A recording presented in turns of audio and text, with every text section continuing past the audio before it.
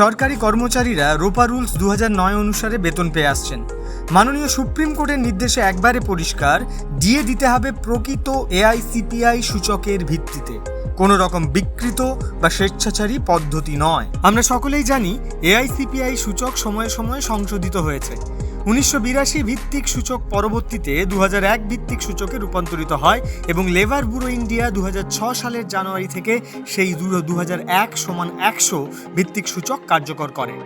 এরপর আবার 2016 ভিত্তিক নতুন সিরিজ চালু হয়েছে। এখন প্রশ্ন হচ্ছে, যখন 2001 ভিত্তিক সূচকের কার্যকারিতা শুরু 2006 সাল থেকে, তখন কোন যুক্তিতে 2008 সালকে ভিত্তি ধরে ডিএ নির্ধারণ করা হচ্ছে?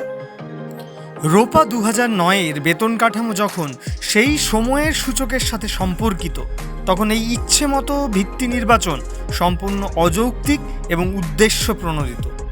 আমরা স্পষ্ট ভাষায় বলতে চাই, এআইসিপিআই অনুযায়ী ডিএ মানে হলো স্বীকৃত ও কার্যকর সূচক অনুযায়ী নির্ভুল হিসাব। সরকার যদি নিজের মতো করে ভিত্তি বছর ঠিক করে, তাহলে সেটি এআইসিপিআই ভিত্তিক ডিএ বলা যাবে না। এটি শুধু একটি প্রশাসনিক ত্রুটি নয়, এটি কর্মচারীদের ন্যায্য প্রাপ্য থেকে বঞ্চিত করার একটি সুপরিকল্পিত প্রচেষ্টা।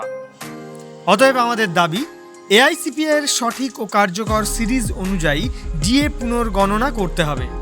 সুপ্রিম কোর্টের নির্দেশ অক্ষরে অক্ষরে পালন করতে হবে। সমস্ত বকেয়া ডিএ অবিলম্বে পরিশোধ করতে হবে। সহকর্মী বন্ধুরা, সাথীরা, এটা আমাদের ন্যায্য অধিকার, কোনো দয়া বা অনুগ্রহ নয়। অন্যায়ের বিরুদ্ধে ঐক্যবদ্ধভাবে রুখে দাঁড়ানোর এখনই সময়। হিসাব স্পষ্ট চাই, পূর্ণ ডিএ চাই।